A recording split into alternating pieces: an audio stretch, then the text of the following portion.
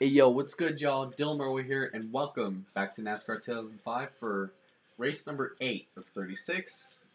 I will be at Texas Motor Speedway for running the Samsung RadioShack 500. Last week at Martinsville, Brian I overdrove the corner on the final lap, allowing Brian Vickers to earn his first ever win in NASCAR, even though his first real win wouldn't come until 2006, when he proceeded to piss off Junior Nation. I'm coming into this race 5th in points, 54 points back from Dale Earnhardt Jr. Today's race at Texas will be 40 laps. Here's Bill Weber.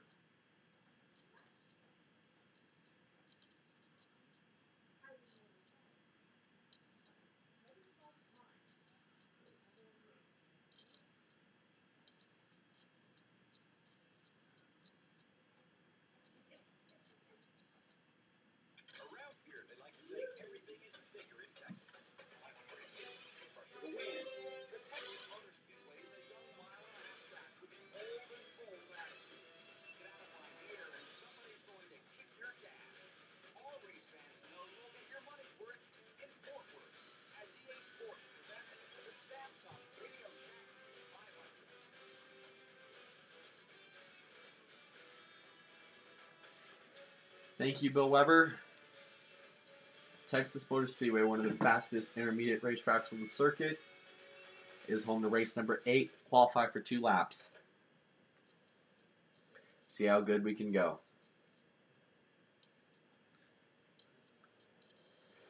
Oh, good lord. Last night, though, as I record this is night after my school's homecoming dance.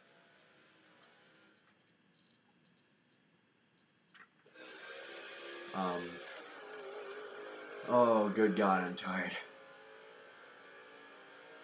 After just having, at least he was having fun, you know. I got to see my friends, meet up with some people that I hadn't seen in a while, and it was pretty cool. Cool seeing some old faces. But now a new day awaits us, and like my dad said, past is in the past. Anyways, race time. Here at Texas, you want to just it is one of those tracks where you can just hammer it wide open, but of course you got to let off at the corners so you don't drive into the wall. You want to keep the car. The best way to do it is, well, my preferred line is let your car slide coming into the quad oval, like I kind of did, but don't let it slide to the point you hear like tires screeching. In the corners, like every other track, you're going to want to keep the car close to the bottom, but when you come off on the back stretch, many professionals like to run against the wall.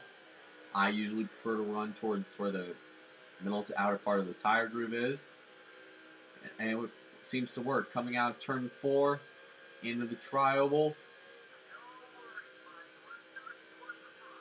and we start 5th in the Samsung RadioShack 500. Brian Vickers, the Advanced Auto Parts 500 winner, starts on the pole. Here we go. Pace car is off. Field is in the hands of Brian Vickers and Brendan Gaughan. Green flag in the Lone Star State. And good God, why does Jimmy Johnson have to be a rival in all of my NASCAR Let's Plays? Oh, good God.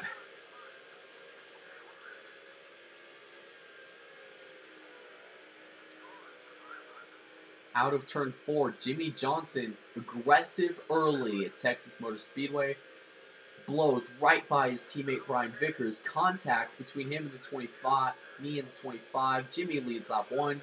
Kurt tries to look to the inside, cross to the outside. Going to cross under Kurt Busch.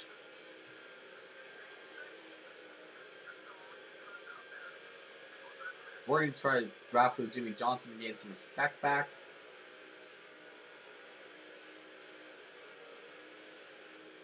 Which, knowing this, a little bit of wow. Good save, a little bit of bouncing off Kurt Busch. But Jimmy Johnson continues to lead. Coming up on Jimmy Johnson through 1 and 2, definitely get a good run. You can tell in this game it's a little you can't really tell how mad they are by like numbers like it was in 2004, which I honestly think EA should have kept instead of this stupid color system. But it's pretty simple because if they're bright red, then they want to kill you. If they're bright green, they will help you. So yeah, the brighter the color, the more the, the more positive or negative the driver's tendency will be. So for example, with Jimmy Johnson, his is kind of maroon, so he will be aggressive, but he won't just outright wreck you. And speaking of Jimmy Johnson, since he's one of my Chase Nations, why does he have to be a rival in every Let's Play I do? Heck, NASCAR 14, I use him as a driver, for God's sake. Just, why though? Why do I always have to piss Jimmy Johnson off on a PS2 NASCAR Let's Play, but when I play NASCAR on the Xbox, he's just fine? It's just so weird that it was NASCAR 2004, Jimmy Johnson and Kurt Busch wanted to kill me. Heck, they had a vendetta. They had a vendetta for me, pretty much. If they were nearby, and I was near them, good chance I probably wouldn't make it out of the first corner. And they will.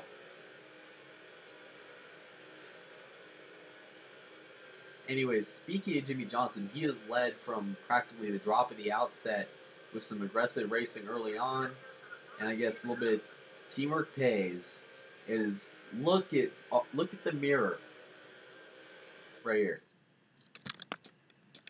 As you can kind of probably tell by the mirror, there is no traffic. We're pulling away from third place Kurt Busch just inch by inch, and let's go on board the beautiful Home Depot Chevrolet.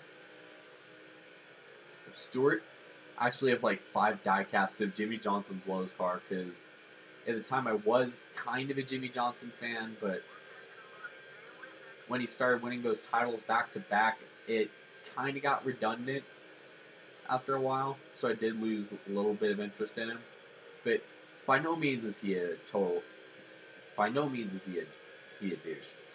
I still respect him as a person on the track or off the track, because if he's mad at somebody on the track, he doesn't just go out and flat out wreck the guy or start fights. He'll actually try to talk it through.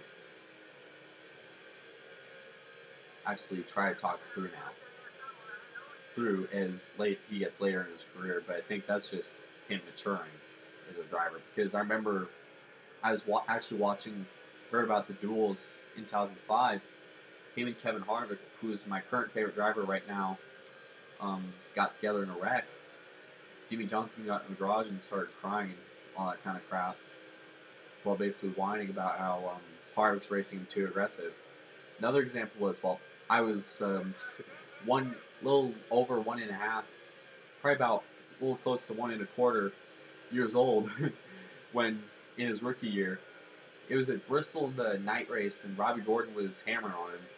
But to be fair, in that situation, Jimmy had a right to be pissed off, because Robbie Gordon is an arrogant D-bag, in my opinion. So, in my opinion, I think Robbie Gordon's an arrogant D-bag. He's just drives like an idiot, but when someone tries to fight back, he just flat turns the guy. Doesn't even move on, you know. He did the same thing to Jimmy. Tried pulling some stuff with Gordon, put him in the penalty box, almost cost him a championship, and it's just been so stupid. And I'm honestly glad he's out of NASCAR and in Baja racing, where that kind of crap is encouraged.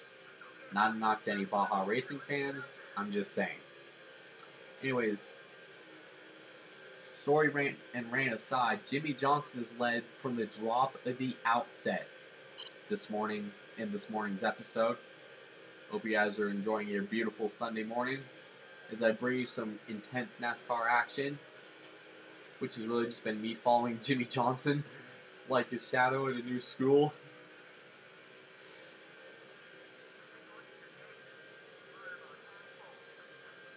you know. But yeah, Jimmy Johnson has led the first 12 laps in today's event. He's probably in the lead 13 as Stewart looks to the inside. Jimmy, don't you dare block. Oh, wow. Whoa, Jimmy up the racetrack, way on the outside. Stewart's there. This is before Jimmy Johnson hit a threshold on Texas. Well, at least still Busch interrupted in 2016. Yeah.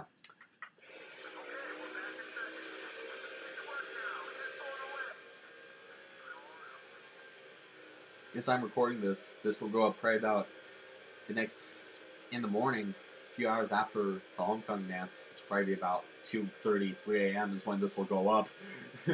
Hope you guys have enjoyed your weekend.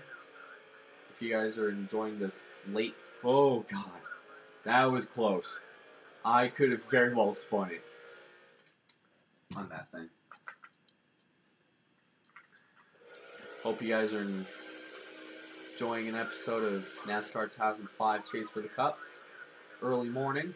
I don't know, some of you guys are still up, or probably getting up around this time this video is being released, so all I can say is have a good day. Have a good day and enjoy the night, you know? Enjoy life and the people it can give.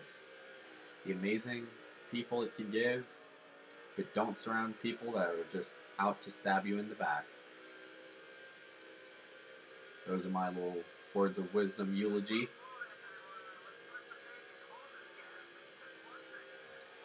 Jimmy Johnson has led all 15 laps that have been run this afternoon. As I close the gap this time as they come off of 2. Heck, I'm already sucking the draft in, going into 3 on Jimmy Johnson. I'm going on the outside lane, going to cross low. And now, oh, how about this? Look at this. This could get... Dang, Tony Stewart's been fast in the court, just getting runs off 1 and 2. 3 and 4 is where Jimmy Johnson gets better. Is better off. Anyways, while we're here, speaking of the run this time, Tony Stewart actually closed the gap to a little, probably about 2.5 tenths on Jimmy. Yo, drifting up the racetrack in turn 3. We saved the car. Everyone's clean. Next time by, I'm going to come down and pit. I'm going to come down and pit next time by. Take 4 tires and roll to the gas. As they come off. Look at this. Could Jimmy Johnson is there. Can Stewart try to lead a lap? We're going to try to lead a lap before we pit. Jimmy comes to block. Here comes Stewart down on the bottom. Can he clear the 48? Yes, he does. New leader at Texas. And what a coincidence. And I just love how easier it is to make friends in this game than in 04. In 04, making friends was gradual and going on time, which I liked. But at the same time, if you accidentally hit a guy, they could go minus 30 on your ass and just, they're out to get you, you know? Here, if you nip a guy, it's like, whatever. We slide down to the pits. Jimmy pits with us. Hopefully we don't screw up the pit stop. Nope. Let's go. Let's pit this bad boy. Add a little bit of fuel in this thing. Put some gas in the car, y'all.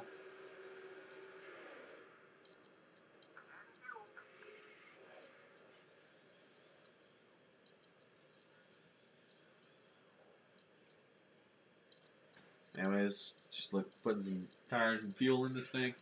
And here we go. Good stop. Do we come out in front of the 48? I don't think I do.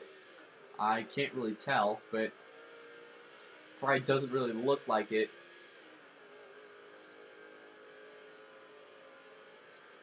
Gonna come up onto the racetrack, 1 lap down, probably just do the green flag stops.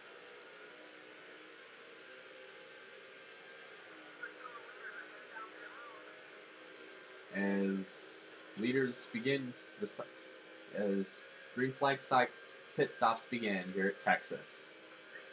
We have run wide open from the drop of the green flag today, or in this morning's episode. in NASCAR 2005 without any incident is Jeff Gordon and Bobby Labonte and exit pit lane. Their drivers that are currently a lap down. Look at this, going to cross up under Gordon. Remember, Gordon and Stewart do have history. This could get tight. 3 wide in the tri-oval. Everything sorts out. Look at this, 5-car gaggle. This is basically a recipe for a wreck right now as they make their way back down into turn number 1. I can't tell who's leading right now. Oh, contact. I think Ward Burton is leading in the 0 car. Ward Burton is leading this thing.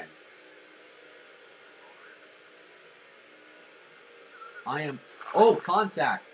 Ward Burton is, well, we take the lead back. We are back on the lead lap as Ward Burton comes down to pit road, slows up right in front of us. I didn't see him slow up, so that whole incident you could probably just pin on me. As Ward Burton pits, see who cycles out as the leader as I go turn the lamplight on.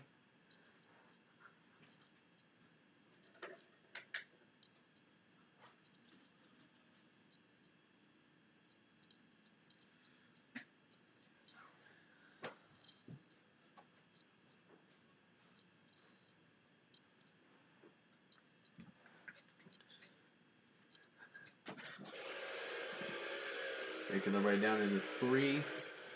30 seconds separate me and Ward Burton, but Ward Burton is currently in the pit lane.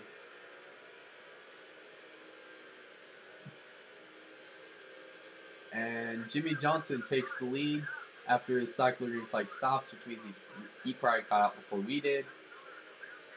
But who cares? We're closing up. I'm not sure if we get a caution, this could be an interesting restart.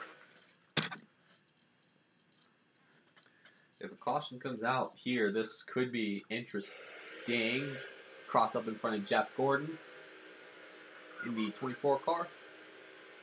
As Matt Kenseth runs in second, Labonte is in third, Stewart's in fourth, Gordon is fifth, and Earnhardt Jr. is sixth. 16 laps left to go in the Samsung RadioShack 500. Gonna put the draft on Labonte. And how about this? Hopefully, if we get a caution to bunch everybody up, this may possibly be an interesting green-white checkered restart. Remember, in 2004, NASCAR instituted one green-white attempt at a clean restart, and if a caution came out in that time, the race would be over. This would later be raised to 3 attempts 6 years later. Well, in the Cup and Busch series, at least.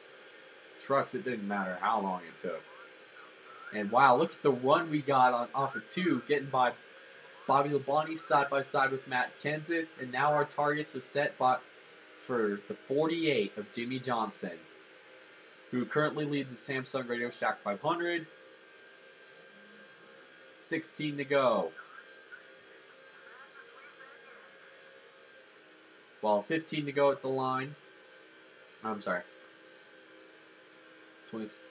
We're on lap 27. Jimmy Johnson has pretty much led the majority of this race. Ward Burton has led a little bit during the event, during today's race. And we seem to zero in on Jimmy Johnson. But do we have enough time to get there?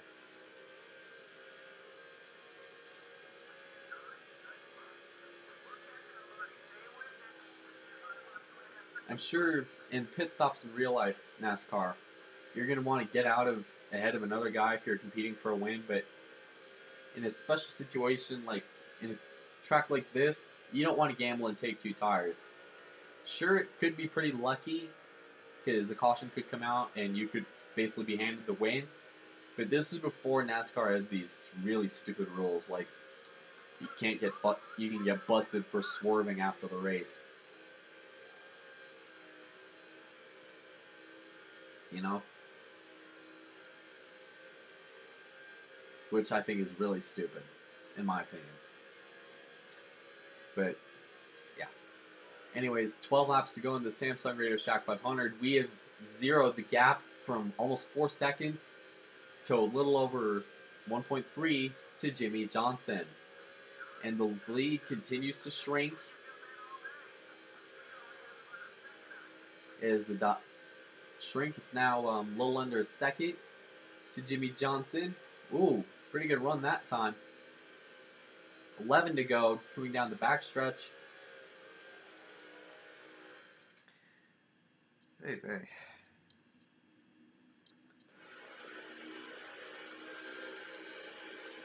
How about this? Closing up big time, a little over a second and half a second on Jimmy Johnson. 10 to go. See a little bit. Jimmy Johnson's led most of the race, but he could be under attack from Tony Stewart. Tony Stewart has had some success here. In 2006, these two drivers actually were battling for the win in this event. Stewart came out the victor, but Johnson still won the championship that year as Tony Stewart was not chase eligible. This is back when NASCAR had the original 10-man chase system. And look at this. Tony Stewart has closed the gap from little over 4 seconds after a pit stop. Oh, Jimmy into the wall. Contact. Everyone stays green. Everyone is green right now. Everyone still. Oh, more contact. Stewart slides up to get the wall. That's what you get when you run up in the marbles.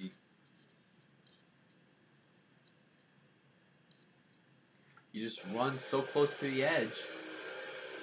And it's just, something's got to give. Stewart is there on Jimmy. Oh, contact this time. Just bouncing off the wall. I'm sure Stewart's driving the wheels off this thing. Here he comes into 3. Whoa, look at this. Crosses over. Can he get the run? No. Oh, contact. Both cars slide off. Stewart gathers it up. More contact again this time. Jimmy Johnson gets into the wall, slows up, and bye-bye any chance at a win for Jimmy Johnson.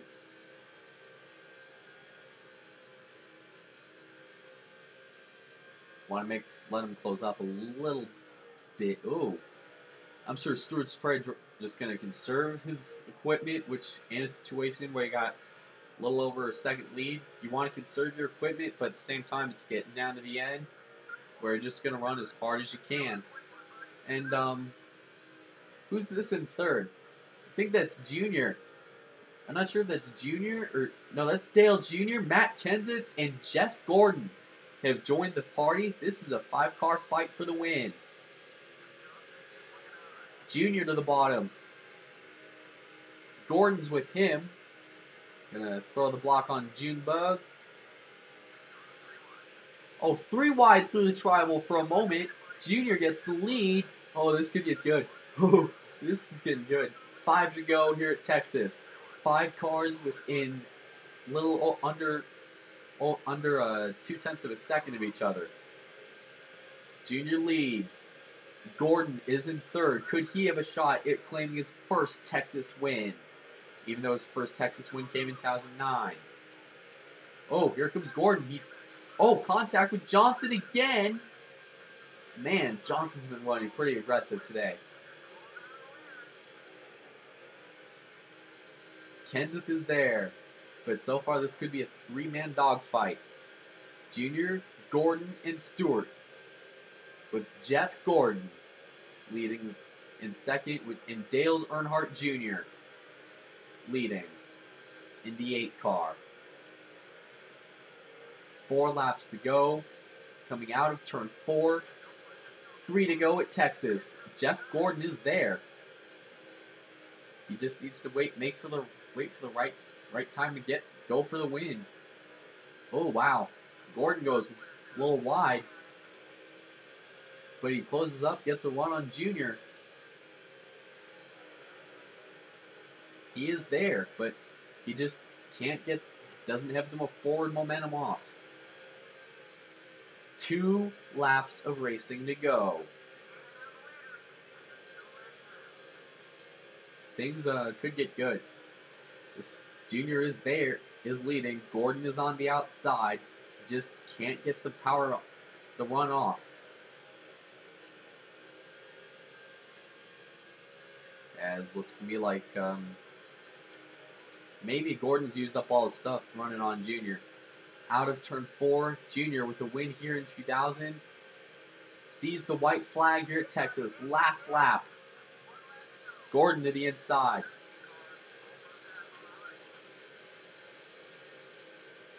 Jeff Gordon with the lead from the outside here at Texas. Thinks better of it, stays tucked in line. Oh, low move through. Look at this. Stewart drove it in deep. Can he get to Junior? Whoa, wow. Look at this. Out of 4. Stewart goes past the grass, slams into Junior. Oh, so close with another win it. But Junior gets a second win at Texas. 1/1000th of a second between the two.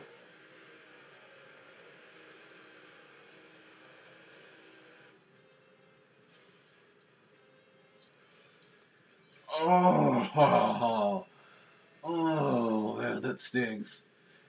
Anyways, we got a lot of allies in this race. Jimmy Johnson, Jeff Gordon, Bobby Labonte, Dale Jr., and Matt Kenseth. Ward Burton isn't really much of a rival, except the fact that we got into him during the pits.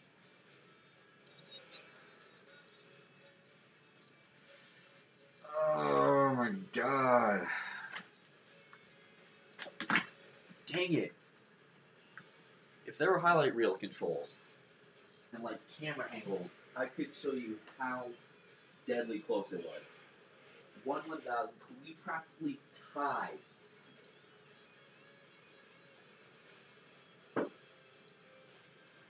Stewart knew he had to go for it. I knew I had to go for it. Just didn't play out in our favor. Look at this.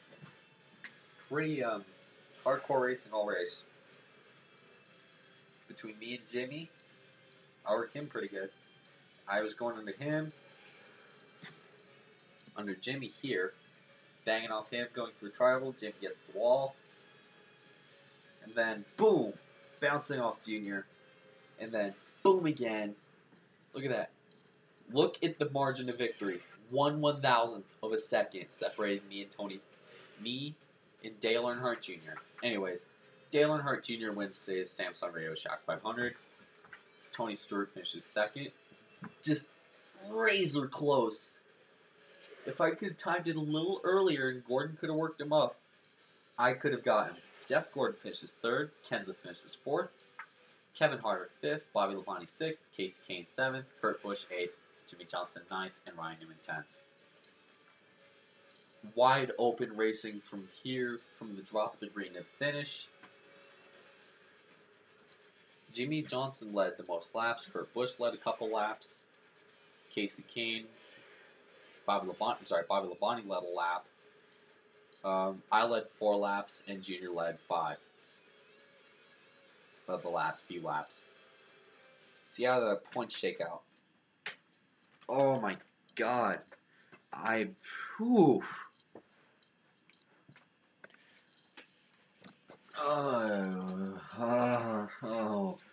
It could have been a cool finish. It was a pretty cool finish. I'd probably say best one of the year. Just last second, if you're going to throw the car in, make sure you do it in style. It could probably be compared to the Edwards-Harvick finish at Phoenix earlier this year. Points. Tony Stewart has made the climb up to third, but Dale Earnhardt Jr. pads his lead to 57 over Kurt Busch. Kenseth is 78 back. Jeff Gordon is 85 back. Jimmy Johnson is 100 points back. Newman is also tied with Jimmy Johnson. Rusty Wallace is 8 points back. 8th in points, 170 back. Bobby Labonte is 172 back. Casey Kane is 185 back in 10th. As member, after race 26, the top 10 will be chase contenders. And the next race is going to be at Talladega Superspeedway, NASCAR's baddest racetrack for race 9 to 36 for the running of the Aaron's 499. We will see you then. But until then, hope you guys have a good Sunday. Harvick Nation.